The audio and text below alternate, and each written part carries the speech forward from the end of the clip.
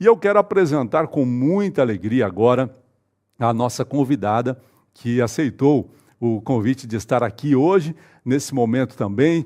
Está durante a semana participando das gravações, gravando sua disciplina e veio para a nossa live de hoje. Professora Sara Cavalcante está com a gente, ela é doutora em literatura comparada, também doutora honoris causa em ciências da informação, mestre em literatura brasileira, especialista em teologia do Antigo Testamento, que é um assunto que ela trata aqui no curso, também em arqueologia bíblica, bacharel em letras, língua hebraica e literatura e também língua portuguesa, articulista de jornal, de revistas, especialista em assuntos do Oriente Médio e especialista em relações internacionais também pela Fundação Getúlio Vargas. Com muita alegria eu recebo doutora Sara Cavalcante. Irmã Sara, bem-vinda, que bom tê-la aqui conosco essa noite. É uma satisfação, irmão Eli, poder estar num momento tão especial da Academia de Pregadores, um reinício, pelo que eu estou entendendo, né? Isso, uma turma nova hoje. Uma turma nova, então estou me sentindo integrada a essa turma já.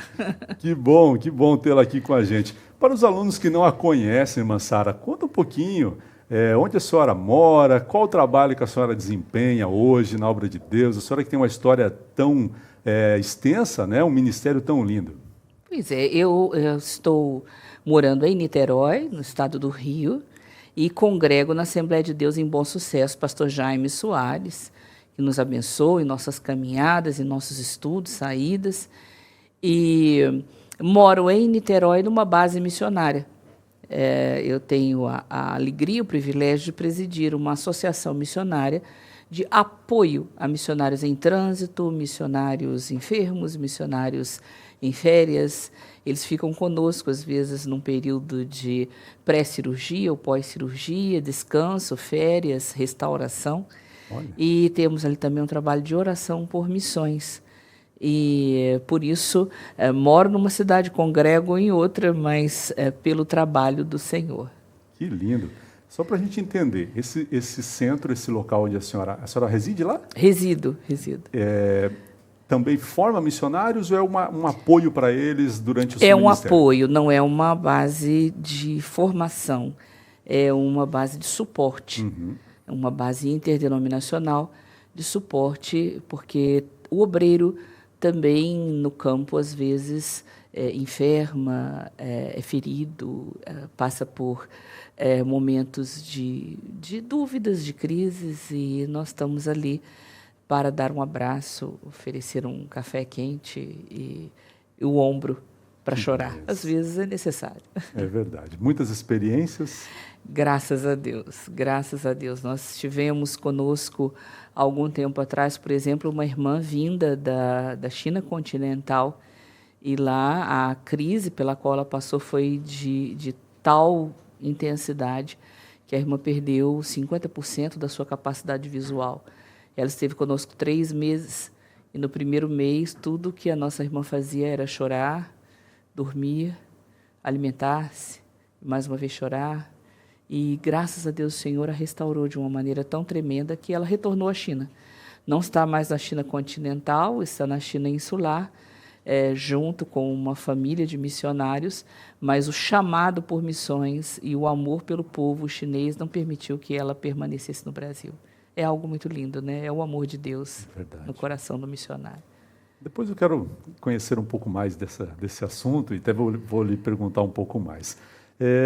Falando um pouquinho também da sua história de vida, a irmã é de um lar cristão, se converteu depois, como foi? Não, eu sou judia e eu sou de uma família mista, não é mesmo? Então eu sou descendente de judeus por parte do meu pai e não por parte da minha mãe. E fiz um percurso de procura por Deus. Foi um presente que Deus me deu. Deus colocou no meu coração sede, vontade de encontrá-lo. Tanto que aos 9 anos de idade eu formulei para mim mesma uma questão. Se Deus era uma mentira, em que a humanidade caía há séculos, eu não iria cair nessa mentira. No entanto, se Deus fosse uma verdade, então eu viveria por esse Deus e por essa eternidade. Aos 9 anos, então, comecei a busca por esse Deus. Meu pai era ateu, apesar da ascendência judaica, positivista, foi um homem que nasceu no ano de 1900, então o positivismo ainda estava em voga, em moda. Para quem não sabe, o que é o positivismo? O positivismo é uma visão do mundo segundo a qual a ciência tem todas as respostas. Então, ele era um cientista, um estudioso, um escritor. Seu pai? Meu pai. E ele era, por parte da mãe dele, a minha avó, Dona Sara, filha de Dona Emília. Dona Emília vinha a ser irmã de Carolina Augusta Xavier de Novaes, que foi casada com Machado de Assis. Então, a minha bisavó era irmã de Dona Carolina. A Carolina e Machado não tiveram filhos, não tiveram herdeiros. Então, a irmã de meu pai, minha tia Laura, tornou-se a herdeira universal dos bens de Machado. Machado de Assis tinha como bens livros e alguns poucos pertences. Esses pertences, durante algum tempo, ficaram em casa de meu pai. Então, o ambiente do meu nascimento foi o ambiente de duas bibliotecas, a do meu pai e a de tio Machado. Olha! E brinquei de boneca na estante de Machado de Assis. Agora veja que privilégio. Meu Deus, e hoje esses móveis estão na Academia Brasileira de Letras. O ambiente era literário, mas era um ambiente de ausência de fé. Meu pai pôs fim à própria vida quando eu tinha 4 anos de idade. E eu aprendi muito cedo que dinheiro, posição social, conhecimento não são garantias de felicidade. Daí a sede com a qual o meu coração foi inundado e a necessidade de buscar. Busquei no judaísmo, busquei no catolicismo romano. Eu imaginava como criança que a religiosidade traria respostas sobre Deus.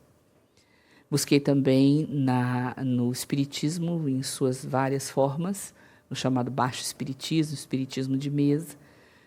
Depois parti para as experiências esotéricas, yoga, viagens astrais, Perfect Liberty, Seishonoye, e procurei o grupo dos Mormons, fiquei como investigadora um tempo, pesquisando. Busquei a colônia dos meninos de Deus, e o irmão iria me encontrar a adolescência vendendo artesanato na feira hippie da Praça 15, com a calça jeans, boca de sino, com os cabelos bem cacheados, dizendo paz e amor, mas com a ausência de um e de outro no coração. Aos 16 anos, 15 para 16 anos, eu decidi friamente pôr fim à minha vida. Eu já estudava química, preparei meu próprio veneno e decidi que o melhor, então, já que não existia Deus e que não havia uma resposta existencial, era pôr fim à existência física, uma vez que ela era dolorosa. E, naquele tempo, eu fazia um curso num colégio de freiras. E uma freira aproximou-se de mim e contou-me a história de um judeu chamado Saulo e de como ele perseguia Jesus. E ele disse, você está como Saulo, perseguindo Jesus. E ela me ensinou uma reza. Se o irmão me permite, eu vou ensinar a reza da freira, porque foi uma reza boa. Claro. Ela me disse, olha, se você quer encontrar a verdade sobre Deus, reze assim. Jesus Cristo, mostra-me o caminho da verdade.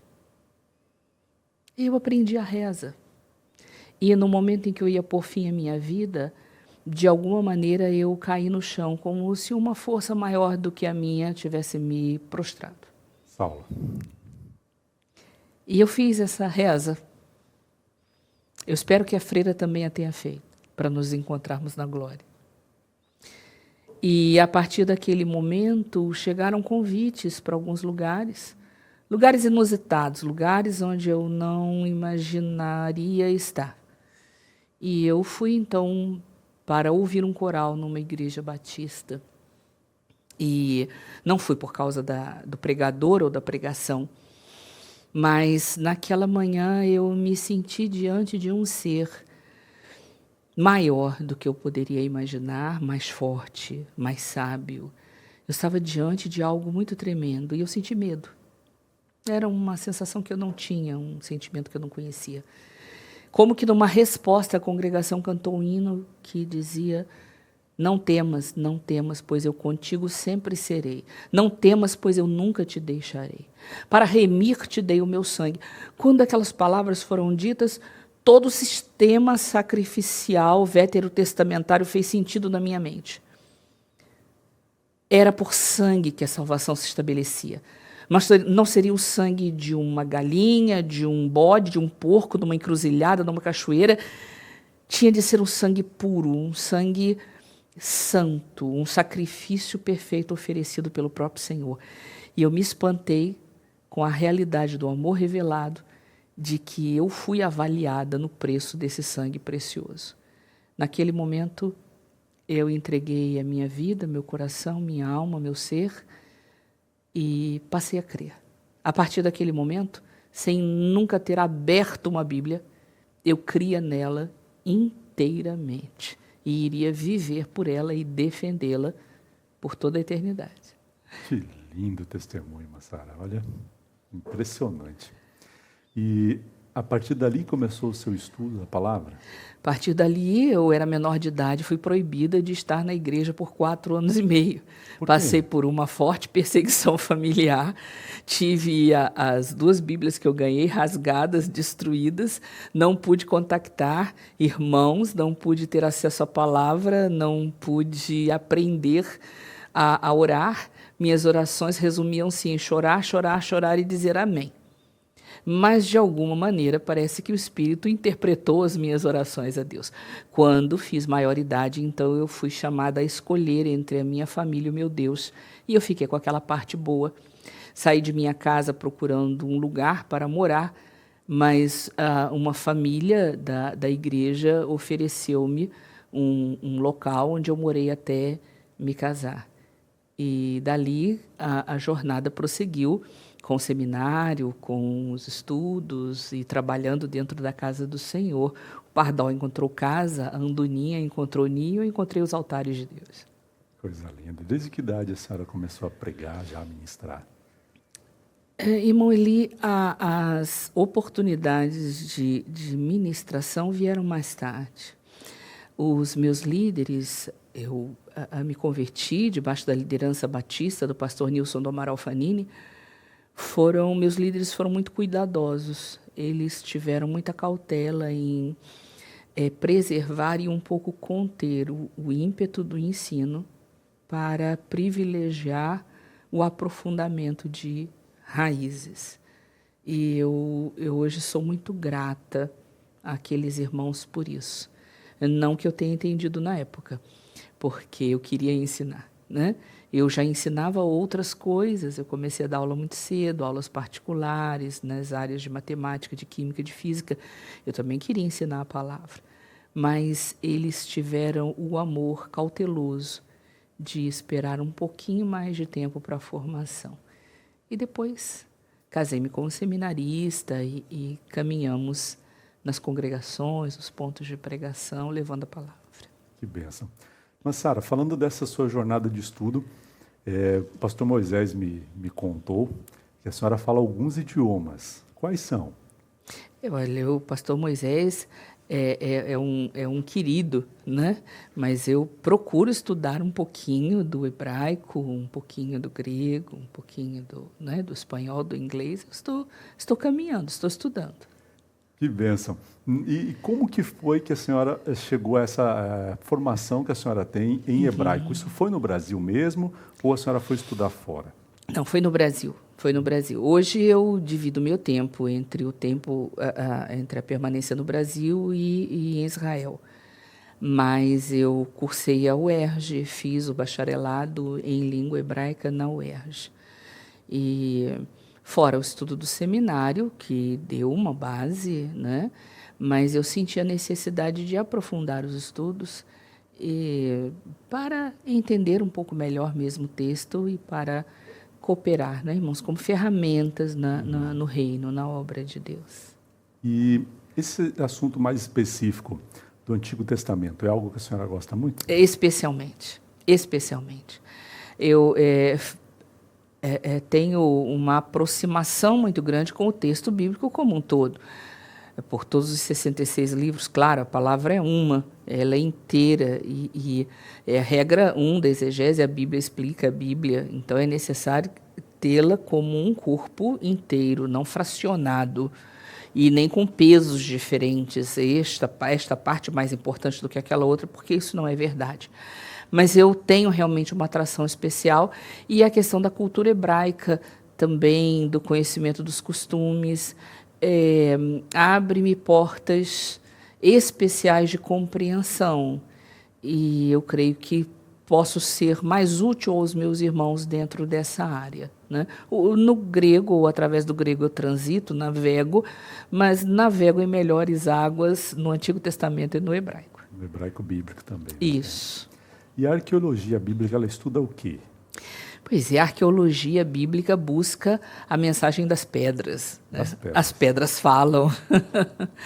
E elas nos revelam muita coisa, elas confirmam a palavra, não que dependamos da arqueologia para crer, mas a arqueologia amplia a nossa visão dos eventos bíblicos, dá-nos um cenário em que as coisas ocorreram, e confirma, para aqueles que necessitam, confirma a veracidade da palavra. Quando lembramos que até algum tempo atrás nós não tínhamos um registro que confirmasse, por exemplo, a existência de Pôncio Pilatos, até que em Cesareia Marítima, num movimento de pedras, naquele grande anfiteatro, uma pedra rolou e viu-se que aquela era uma pedra reciclada. Já se fazia reciclagem há muito tempo, reaproveitada. E atrás da pedra havia ali a inscrição confirmando Pôncio Pilatos como governador da Judéia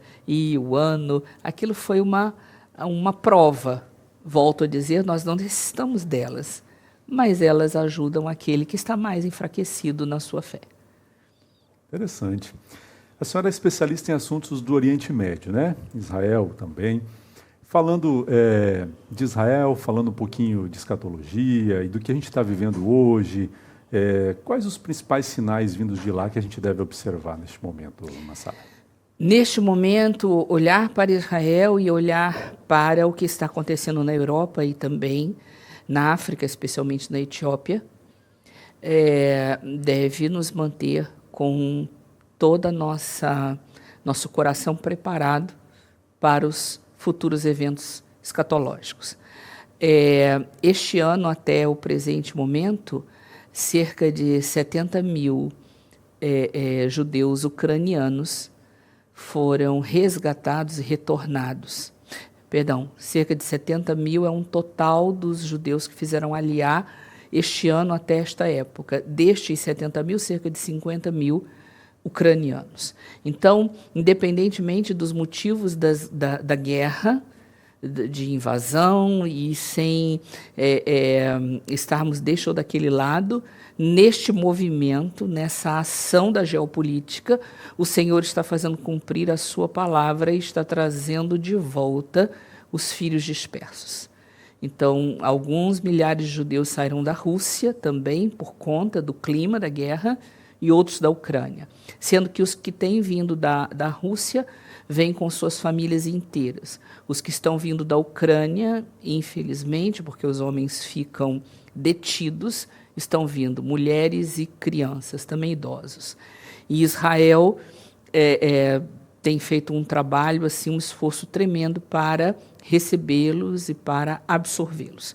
Não apenas o Estado de Israel, também há um esforço de cristãos evangélicos do mundo todo. Eu quero citar em especial a Embaixada Internacional Cristã em Jerusalém, que faz um trabalho maravilhoso de absorção, de apoio, de assentamento desses imigrantes. E junto com esses vindos da Ucrânia, também da Etiópia, cerca de 7 mil judeus etíopes ainda estão fazendo o processo de aliar. Aliar, né, subida, que é o retorno para Israel. Sempre que se retorna a Israel e a Jerusalém, independentemente das questões geofísicas, é uma subida, né? Porque retorna-se à terra ancestral. Então, esse é um momento de retorno Há alguns anos atrás, o grande movimento de retorno era de judeus do norte da Índia, filhos de Manassés. E agora nós estamos vendo judeus ucranianos, judeus russos e judeus etíopes. É a palavra se cumprindo. Cumprimento da palavra dos últimos tempos. Sim, porque o Senhor disse que traria de volta os descendentes de Abraão de todas as terras para onde os teria espalhado. Então, esse é um cumprimento, nós estamos vivendo isso, estamos vendo isso. É muito interessante caminhar por Israel e alguém passa falando russo, outro passa falando chinês, outro passa falando...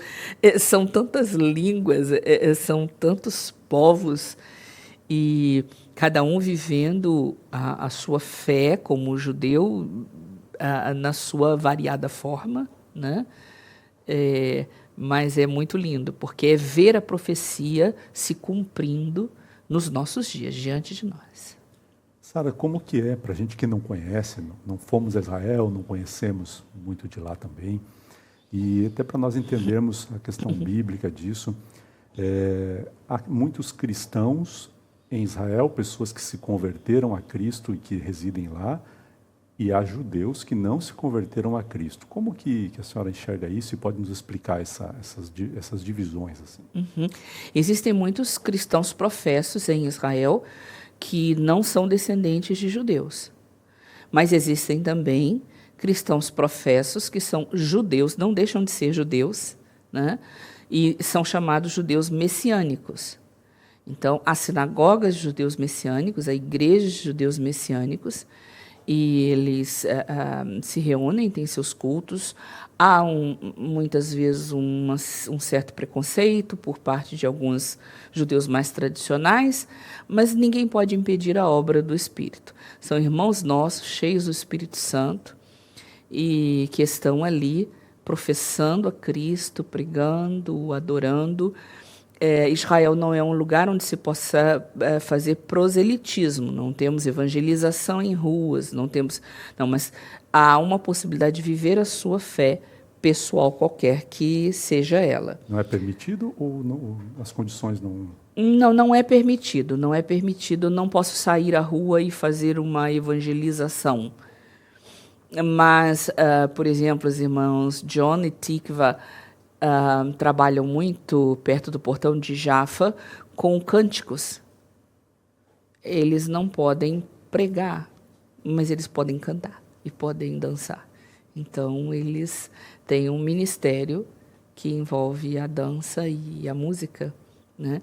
O Espírito vai levantando as estratégias para cada povo e para cada local. Em Israel, há torres de oração, por exemplo, a casa do irmão Tom Hess, no Monte das Oliveiras, é uma casa aberta 24 horas por dia em oração, em intercessão pelas nações. Na rua Yafo, o Jaffa, há também um trabalho de oração que gostamos de frequentar quando estamos lá. Existem moshaves cristãos, como o Yad Hashmonah, né, mantido por servos de Deus. Já citei aqui o trabalho da Embaixada Internacional Cristã em Jerusalém, é um trabalho que reúne cristãos do mundo todo. Essa embaixada foi estabelecida quando o governo de Israel se organizou, o Estado judeu se organizou, e as nações não responderam de pronto ao reconhecimento de Jerusalém como capital única, eterna e indivisível do Estado de Israel. A capital oficial seria Tel Aviv, mas a capital eterna, espiritual, única, divina, bíblica é Jerusalém. Então, os irmãos criaram uma embaixada cristã, e essa embaixada reconheceu e reconhece Jerusalém como capital de Israel. Que lindo, hein? Muita coisa nova, né? É um trabalho lindo, um trabalho aqui. Muito especial, irmã Eli, muito especial. Os irmãos cheios do Espírito são bênção de Deus. A irmã vai seguidamente lá? Sim, sempre que o Senhor permite, estamos lá para aprender um pouquinho, estudar um pouquinho e cooperar. Falando com um dos irmãos, que trabalha lá na Sociedade Bíblica em Israel, em Jerusalém, eu pude ouvir dele uma certa queixa a nosso respeito. Ele disse: irmã Sara, os irmãos do Brasil vêm a Israel visitar pedras mortas. É necessário explicar que há pedras vivas aqui e que nós precisamos também do suporte, da presença e do carinho dos irmãos. Então, fica o convite. Os próximos irmãos que forem a Israel, procurem os irmãos locais. Certamente eles vão ser muito abençoados com uma oração, com um abraço, com uma palavra de ânimo, de vida. A gente tem uma visão de que está indo lá realmente para conhecer um local, simplesmente, né? Para ter experiências, andar pelos locais da palavra. Sim. Mas existe uma igreja viva lá também. Existe uma igreja que precisa de nós. Precisa de nós. Isso. Sara, mudando um pouquinho a nossa conversa aqui, falando do estudo, a irmã citou aqui que seus líderes, né, preferiram que a irmã primeiro se aprofundasse no estudo, para depois ensinar. Isso. No tempo que a gente está vivendo hoje, tão conturbado também, e tão corrido muitas vezes, qual a importância desse estudo profundo, verdadeiro, da palavra? Essa necessidade do aprofundamento, ela não se perde com o tempo, irmão. Ele é necessário. Como a restauração de Judá, né? A palavra de Judá voltará a lançar raízes para baixo e dar frutos para o alto. Então, primeiramente, as raízes para baixo. Assim como o plantio de uma videira. Eu tenho em minha casa uma videira. E assim que eu a plantei, os irmãos estavam muito ansiosos com os primeiros frutos e ficaram tristes quando a videira começou a dar os cachinhos de uva. Eu cortei todos os cachos, as promessas de cachos ainda pequenos e joguei fora.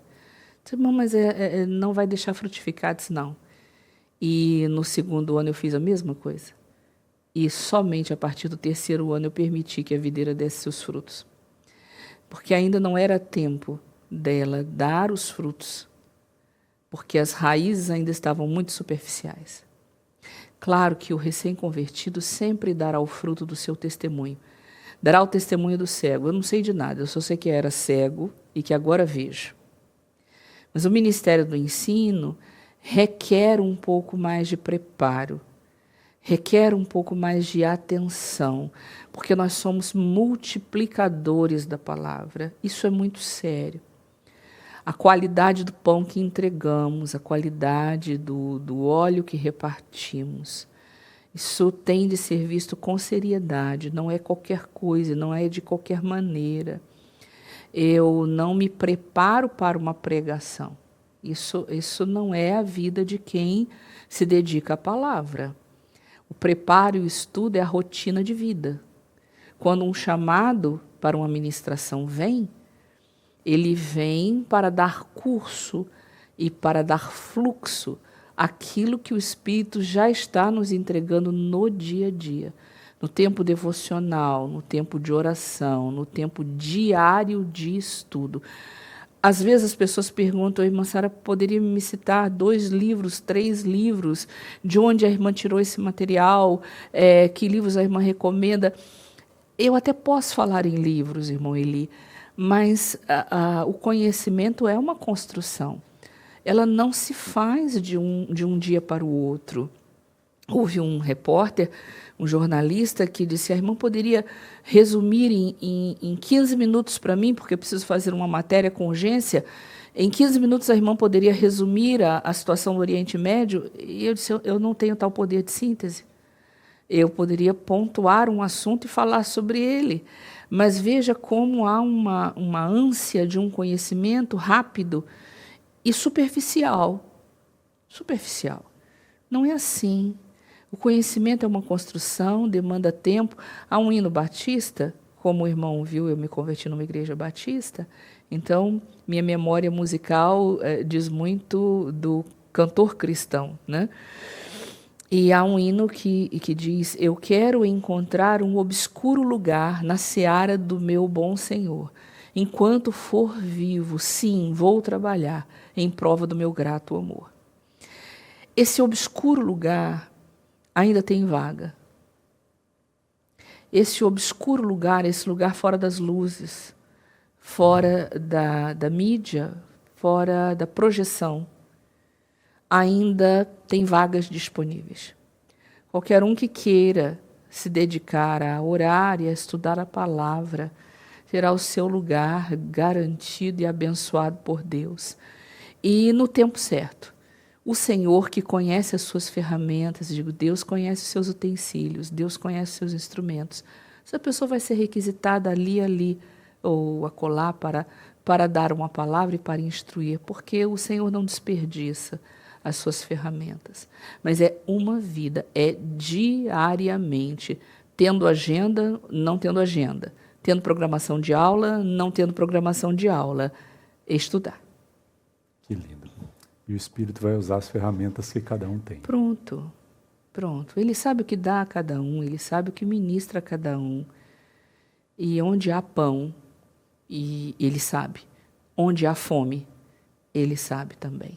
Então, esse papel de juntar uma coisa a outra é o Espírito quem faz, não somos nós. Eu me lembro de um ano em que o Senhor disse que eu levaria uma palavra às igrejas metodistas no Brasil. E naquele ano eu fiquei aguardando que alguma igreja metodista me chamasse para pregar. Os meses foram passando, eu disse, Senhor, eu não vou dar conta de cumprir neste ano o que o Senhor disse que eu teria de fazer. Mas não depende de mim. Chegou um convite. O convite era para falar para mulheres metodistas. Eu preparei a palavra que o Senhor tinha me dado, que seria para levar para as igrejas metodistas no Brasil. E fui, sem saber que era um congresso de esposas de pastores das igrejas metodistas no Brasil. Veja a estratégia do Espírito. Eu não fiz várias viagens, não fiz vários deslocamentos. Foi um deslocamento, uma ministração. E o Espírito mesmo se encarregou de espalhar aquela palavra. Porque, na verdade, irmão, ele quem faz a obra é o Espírito, não somos nós. É uma certa vaidade nossa achar que sabemos alguma coisa, que podemos alguma coisa. Quando não somos engodados por essa vaidade, nós ficamos predispostos a chegar diante do Senhor e, conforme eu aprendi na classe de catecúmenos, antes de abrir a Bíblia, pedir ao Espírito Santo de Deus que nos guie pelas páginas da Escritura e que fale conosco. Ele fala. Ele fala. A irmã falou de pão e eu lembrei de um trecho da sua aula. Estava acompanhando hoje uma das suas aulas. Eu queria que ela compartilhasse conosco aquele trecho de que, porque Jesus disse que ele era o pão da vida. É o pão vivo. O pão vivo, desculpa. O pão vivo. Há tantos pães em Israel, tantos diferentes tipos de pães, e a minha experiência com pão é muito especial, sabe, irmão Eli?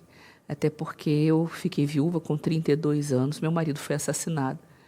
E minha filha mais velha tinha 7 anos, minha filha mais nova 4 anos. E nós vivemos a experiência de baixar nossas frontes para agradecer a Deus o alimento que ainda não estava nos pratos nem nas panelas. Houve uma vez, muito especialmente, em que eu não tinha pão para dar para as minhas filhas. E o Espírito falou ao meu coração, o que tu tens? Eu tinha um pouco de farinha, um pouco de azeite, estava parecida com a viúva da Bíblia. Tinha um fermento já velho, uma batata cozida. E o Espírito falou ao meu coração, façamos pão.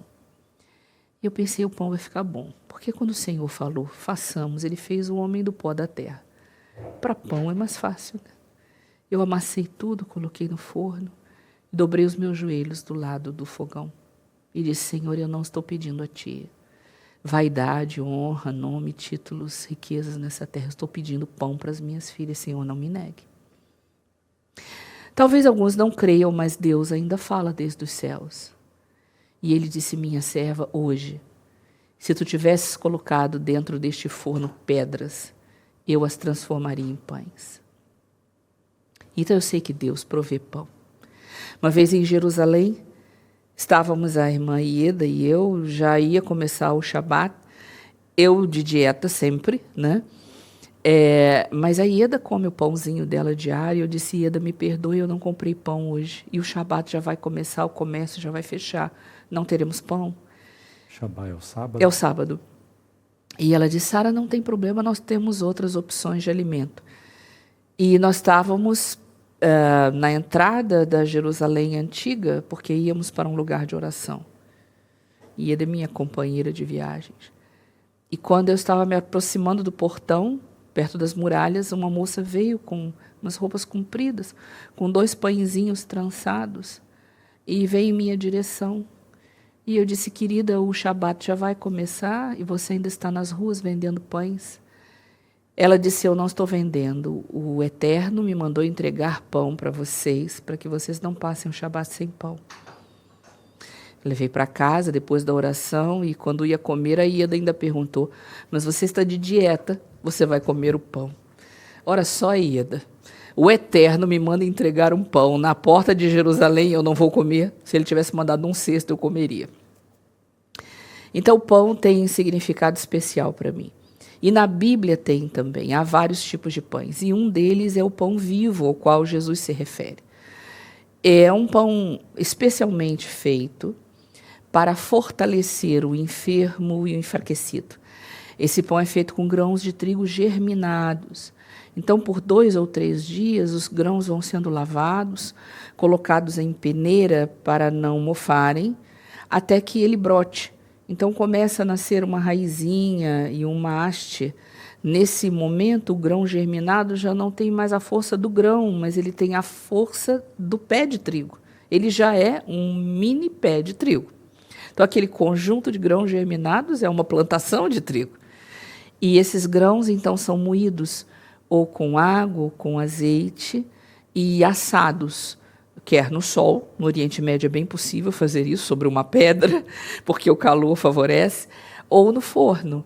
Esse é o pão que é dado para o enfermo, para a mulher que acabou de gerar uma criança, para um soldado vindo de guerra. É um pão chamado pão vivo, porque ele tem força de restauração e de cura. Jesus, então, identifica-se dessa maneira. Ele diz, eu sou o pão vivo, mas ele acrescenta algo. Pão vivo, aqueles homens sabiam o que era. Eu sou o pão vivo que desceu do céu. E mais do que a força do grão terrestre germinado. Imagina o que é o pão germinado de grãos celestiais, de sementes celestiais, uma plantação dos céus. Que vigor e que força e que saúde esse pão nos concede. Nós trabalhamos com pão, nós que trabalhamos com o ensino, com o estudo da palavra, que partilhamos, que aprendemos, porque aprendemos o tempo todo, trabalhamos com isso, com o pão. Com o pão que vem do céu, o pão que é buscado de longe, como uma mulher sábia, que de longe traz o seu pão. Ou seja, não é um enlatado encontrado em qualquer lugar das redes sociais, não. É um pão buscado de longe. E se há um lugar longe, distante, esse lugar é o trono de Deus. E só temos acesso a ele pelo sangue de Jesus. Buscar o pão, macerar grãos, trazer o pão para os alunos, comer do pão. Eu creio que é a vida daquele que foi chamado para estudar a palavra. Tem uma certa dificuldade nessa expressão, chamado para estudar a palavra, porque eu acredito que esse chamado seja universal. Alguns vão se dedicar um pouco mais, mas para todos nós é franqueado esse caminho, não é? Deus não está privilegiando ninguém, Ele quer dar a todos. Que bênção. A Academia de Pregadores, também no seu próprio nome, gera às vezes em algumas pessoas que não estão tão dispostas, a pregarem, ou então pensam que a pregação é só para quem está no púlpito da igreja, não está no lugar obscuro, como a irmã falou aqui. Pensam, não é para mim, porque eu não sou um pregador, eu não sou um pastor, eu não sou um líder, mas essa é uma missão de todos nós. De todos, de todos. De levar a palavra. De levar a palavra. Nós estamos passando por alguns equívocos de identidade que me preocupam, irmão Eli, e que ferem um pouco a nossa característica como pentecostais. Nós não somos filhos da reforma, não somos fruto da reforma, não temos a herança acadêmica da reforma, mas nossa história não é menos bonita por causa disso. Nós nascemos no sopro do vento e nas línguas de fogo semelhantes a fogo. Nós nascemos no Pentecostes e temos caminhado até então. Acho que não tivemos tempo de escrever a nossa bonita história porque estávamos sendo perseguidos, queimados a fogo, fritados em óleo, pela própria estrutura religiosa que se organizou e que se chamou de cristandade. Mas sempre houve um grupo que caminhou paralelamente a essa institucionalização. E eu creio que nós temos a alegria de fazer parte desse grupo. Um grupo simples, de coautores, de irmãos, muitos deles analfabetos, outros de poucas letras que copiavam trechos de escrituras e saíam com embornais e distribuíam esses trechos da palavra de Deus, que resolviam suas questões teológicas em reuniões com oração, com jejum, e ali com um pouco de discussão e de calor chegavam a um entendimento. Essa é a nossa identidade. Deus nos tem hoje abençoado com os diplomas, com os títulos, e nada de errado nisso. Por favor, entenda-me, nada de errado. Mas que essa porta que Deus nos abre para o conhecimento acadêmico não retire de nós a beleza da nossa identidade primeira. Somos filhos do vento e do fogo. Somos filhos da unção. Recebemos um conhecimento que é intelectual, que é acadêmico, mas, sobretudo, é revelado, é inspirado, é ungido, de tal maneira que ele é acessível ao irmão mais simples, à irmã menos preparada, e também ao preparado, que vai inclinar a sua fonte de forma submissa ao Espírito e dizer: isso aqui é o que a minha mente está arrazoando, mas isso aqui é o que Deus está revelando em sua palavra, e eu me sujeito àquilo que Deus está revelando. Daí eu não entendo as discussões se somos calvinistas ou arminianos, eu não entendo essas discussões porque não são discussões nossas.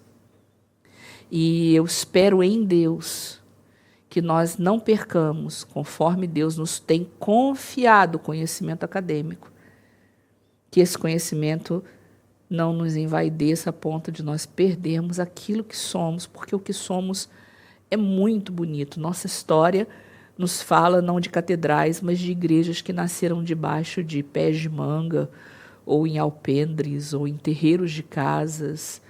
Nossa história nos fala de gente que, não tendo nada, levantou verdadeiros exércitos para Deus. Eu tenho muita honra de fazer parte desse povo. E quando nós estudamos, a nossa vida espiritual melhora. Assim tem que ser, né? Não é um afastamento do espiritual. Não. Aproxima, aprofunda, faz conexões maiores, estabelece. Hoje mesmo, conversando sobre o tabernáculo, né, na aula que os irmãos vão espero, né, ouvir, há coisas que nos falam em especial. Quando nós vemos, estudamos, por exemplo, sobre as cortinas do tabernáculo, né, aqueles 3 nomes, a primeira cortina chamava-se Derer, a segunda Emet e a terceira Haim. Derer é caminho, Emet é verdade, Haim, que era o nome do véu do santuário, é vida. Quando Jesus diz Ani Haderech haemet vehahaim, eu sou o caminho, a verdade e a vida, ele está se identificando como um único e verdadeiro acesso à presença de Deus, sendo ele próprio Deus. Porque eu sou o caminho, a verdade e a vida, ninguém vem ao Pai se não for através de mim. É um detalhe de conhecimento. Ok, eu entendo, é um detalhe de conhecimento, mas que fala tanto, que esclarece tanto, que embeleza tanto, né? Estudar a palavra é, sobretudo, uma experiência de prazer. Prazer espiritual também é de prazer intelectual, mas de prazer espiritual, de crescimento e de conhecimento de Deus. A vida eterna é essa, que te conheçam a ti, o único Deus, e a Jesus Cristo a quem enviaste. O conhecimento de Deus é algo que vai render por toda uma eternidade, e ainda nos surpreenderemos maravilhosamente com as expressões do nosso Deus. Então, é para nós começarmos já, não é? Está acessível, né? Está acessível, está acessível. É um tempo em que a palavra está acessível. Eu não sei dizer sobre tempos futuros. Não sei. Não sei. Acredito que esse tempo precisa ser bem administrado, aproveitado, meu irmão. É um tempo de fome, mas também tem sido um tempo de fartura de pão. Deus tem entregue. Claro que a carne humana tem a tendência de procurar o culto espetáculo, muitas vezes vazio da palavra.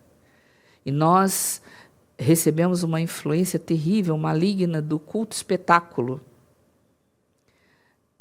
que tenta reproduzir com efeitos teatrais aquilo que só a glória de Deus pode fazer. Porque quando vejo jovens desejando os jogos de luzes e as fumaças, eu percebo que esses jovens nunca participaram de um culto pentecostal em que alguém se levantou e falou em línguas e alguém se levantou e fez a interpretação.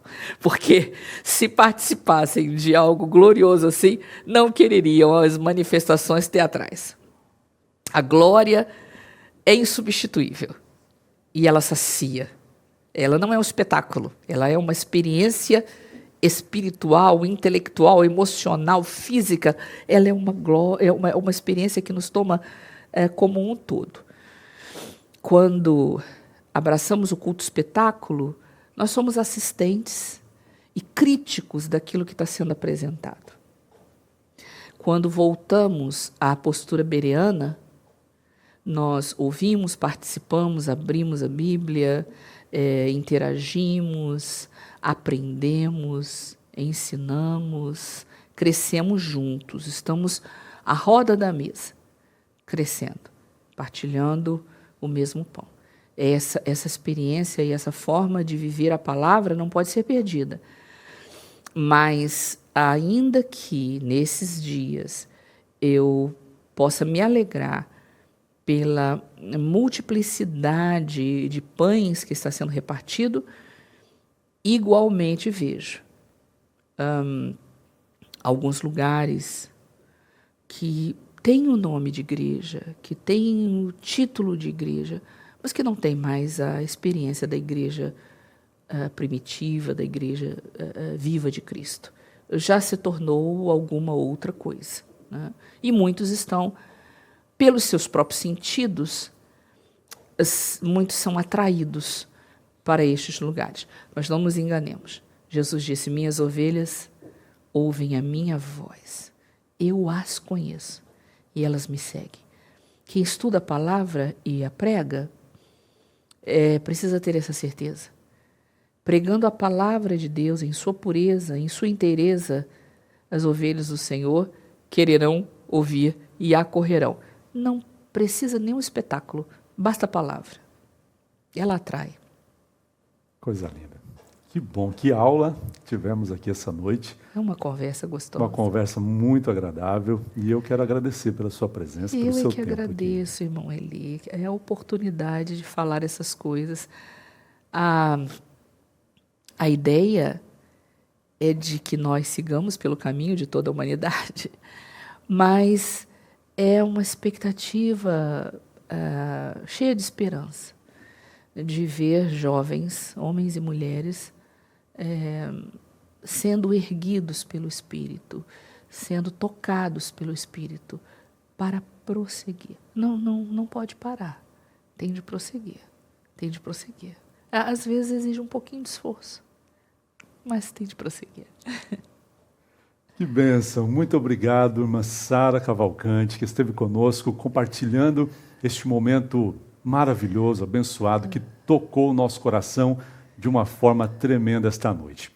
Se você quer se aprofundar no estudo da Palavra de Deus, se você busca aperfeiçoar a sua vida espiritual e o seu ministério, se deseja crescer em graça e conhecimento, você está no lugar certo.